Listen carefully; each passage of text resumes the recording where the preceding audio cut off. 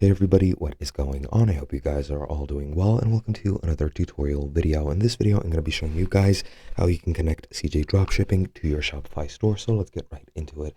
Now, what you're going to want to be doing on Shopify in the dashboard is you're going to go into apps, and then you're going to search for the CJ Dropshipping app.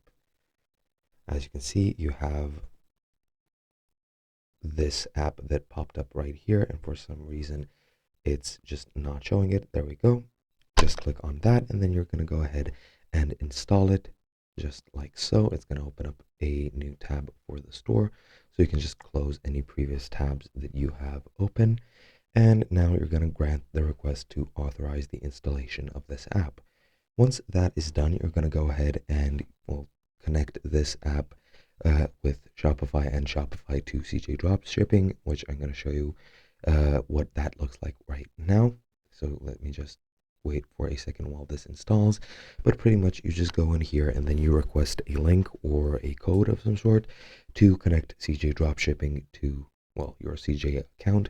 And you're going to need to go over to your CJ account on the CJ website, and you're going to need to authorize it there. Once you've authorized that, you can use this app within Shopify to actually, connect your stores, connect your products and everything. And as you can see, it's taking a bit too long to load, but those are pretty much the steps. You just need to install this app, get the code or the URL, then just paste the code into your CJ account and connect your two accounts. And once that's done and everything is authorized, you can start connecting everything through this app. And that's pretty much it. Hope you guys enjoyed, and we'll be seeing you guys in another video.